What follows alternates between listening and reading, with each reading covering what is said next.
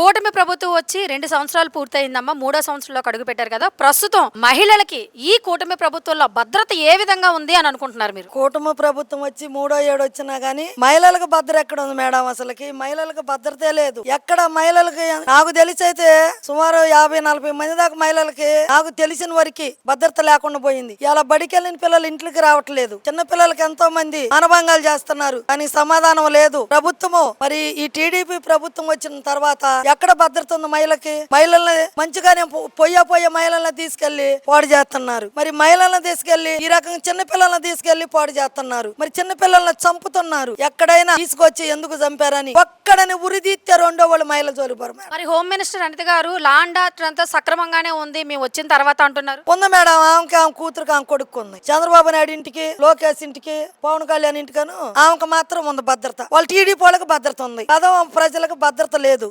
ఎక్కడుంది మేడం? ఆమె చెప్పుకోవటమే. ఆమె అట్లా మాట్లాడకపోతే ఆమె పోస్టులో నుంచి బీకేస్తారు. ఎక్కడుందో భద్రత? బయటికి రమ్మను. ఆమె ఎక్కడో లోపల ఏసీలో కూర్చొని మేము వచ్చినాక భద్రత ఉంది, అంతకుముందు ప్రభుత్వంలో భద్రత లేదని ఆమె చెప్పడం కాదు. బయటికి రమ్మను, నేను చూపిస్తా ఎక్కడెక్కడ భద్రత చేపించిందో.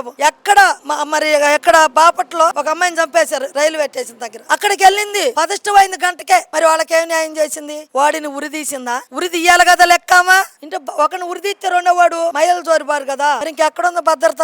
కుప్పంలో ఒక ఆమెను చెట్టుకు కట్టేశారు. అది చంద్రబాబు నాయుడు ఊరే. ఏంది డబ్బులు లేదని కట్టేసింది ఎవరు? టీడీపీ వాళ్ళు కట్టేసి మామూలుగా కొట్టలేదు ఆమెని. మరి అక్కడికి వెళ్ళి చంద్రబాబు నాయుడు ఆమెను ఆడకు పిలిపించుకున్నాం.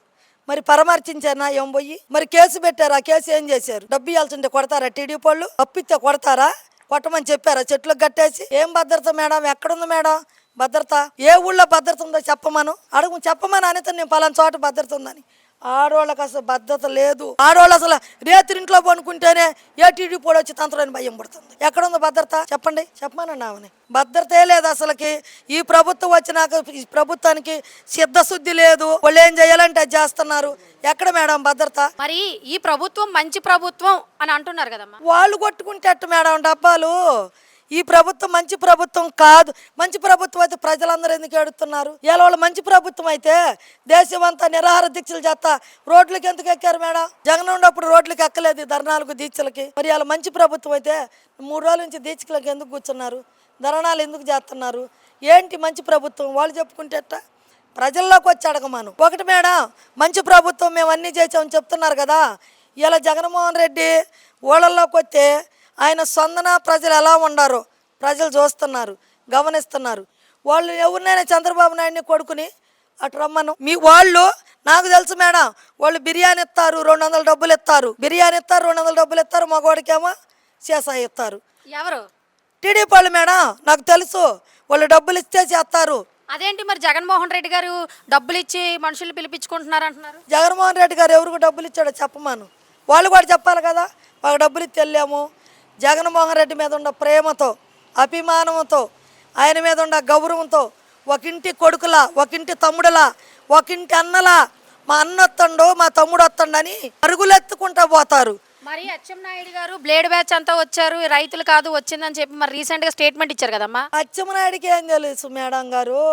అచ్చెన్నాయుడు పెళ్ళం పెత్తనం చేసి డబ్బులన్నీ కొట్టే చిలకరూరుపేటలో పొలాలన్నీ ఆస్తులన్నీ కొంటే అందరికి జాబులు ఇస్తావని మోసాలు చేసిన అచ్చెన్నాయుడు కూడా మాట్లాడుతుండు. అచ్చెన్నాయుడు అంతా రవిడీ బ్యాచీలని అచ్చెన్నాయుడు. వాళ్ళు రవిడీలు, వాళ్ళు గోండాలు. రవిడీ బ్యాచీలు ఇప్పుడు 10 మంది వచ్చి రవిడీ బ్యాచీలా? మరి నీతో వచ్చి రవిడీ బ్యాచీలు కదా. మరి రవిడీలు గోండాలు వచ్చి ఎంతమందిని చంపారు? మరి మీరు చంపారు కదా. మరి జగన్తో వచ్చిన రవిడీలు గోండాలు ఎంతమందిని చంపారు? అచ్చెన్నాయుడిని చెప్పమను. అచ్చెన్నాయుడికి భాష కుదిరిద్దా? మొన్న ఒక ఈడియాలు అంటాడు, జగన్ గారు ఎప్పుడు చస్తాడో. అదేనా వీళ్ళకి చంద్రబాబు నాయుడు నేర్పింది? అదేనా వీళ్ళ క్రమము? అదేనా వీళ్ళు నేర్చుకున్నది? అదేనా వీళ్ళు చదువుకునే క్రమము? అదేనా ఆయనకు నేర్పిన ఇజ్జలు వీళ్ళందరికీ చంద్రబాబు నాయుడు? జగన్ చావాలా? అదే తిరిగి మళ్ళీ మేమంటే మీరెన్నన్నా జగన్ నోరు కూడా ఎత్తరు. ఎందుకంటే ఆయనకు మంచి మనసు ఉంది, మానవత్వం ఉంది. వాళ్ళ అమ్మ నాన్న మంచి పద్ధతుల్లో పెంచారు, క్రమశిక్షణలో పెంచారు. ఆయనకు ఓర్పు ఉంది, సహనం ఉంది. మీలాగా ఆయన మాట్లాడడం. మరి జగన్ గారు పాలన రాష్ట్రాన్ని సర్వనాశనం చేసేసారు, రౌడీయిజం గోండాయిజం పెంచి పోషించారు అని చెప్పేసి అని అంటున్నారు కదా మేడం. వాళ్ళు మాట్లాడే ఒక్క మాటకి నవ్వాలో ఏడవాలో తెలవట్లేదు. చంద్రబాబు నాయుడు అన్నాడు రాష్ట్రాన్ని తీసుకెళ్ళి వల్లకాడు చేస్తున్నాడు జగన్మోహన్ రెడ్డి రాష్ట్రాన్ని అమ్ముకుంటాడు అప్పుల పాలు చేస్తున్నాడు. నేను వస్తే సువర్ణ పాలన చేస్తా, నాకు ఓట్లేయండి. మరి 18 సంవత్సరాల కాడి నుంచి 60 సంవత్సరాల వరకు నెలకు 1500 వేస్తానండు. వేసాడా మేడం? మరి పిల్లలకి వేసాడా, పెద్దవాళ్ళకి వేసాడా? ఎవరికి అది పోయింది లేదు, అది ఎప్పుడో పోయింది. 1500 అనేది అసలు తెలవదు. జగన్మోహన్ రెడ్డి చెప్పింది చెప్పినట్టు చేశాడు. ఆయన అన్ని చేశాడు. అప్పులు అయింది, నా జేబు ఖాళీ అయిందని చెప్పలేదు మేడం. జగన్ ఎక్కడ? చంద్రబాబు నాయుడు దోసుకొని మూటలు కట్టుకొని చెప్పిన హామీలు ఏవి చెయ్యకుండా నేను చేశానని నా జేబు ఖాళీ అయింది అంటాడు. ఎవరికి పెట్టి జేబు ఖాళీ అయింది మేడం? దేనికి ఖాళీ అయింది మేడం? ఎవరికి పెట్టావు నువ్వు? నువ్వు జేబు ఖాళీ కట్టాను, ఖజానా ఖాళీ అయింది. ఖజానా ఖాళీ అయిన సంగతి నీకు తెలవదా? మరి నువ్వు ఎట్లా హామీలు ఇచ్చావు? నేను చేస్తా, జగన్ చేయలేడని. జగన్ చేసినప్పుడు 8,000 కోట్ల అప్పులు ఉండి, ఇప్పుడు 8,000 కోట్ల అప్పులు ఉన్నాయి మేడం. అప్పులు ఎన్ని ఉండయారా? చచ్చకరా నువ్వు. మరి సంపద సృష్టిస్తున్నారు అన్నారు కదా. ఏం సంపద చుట్టెత్తండు?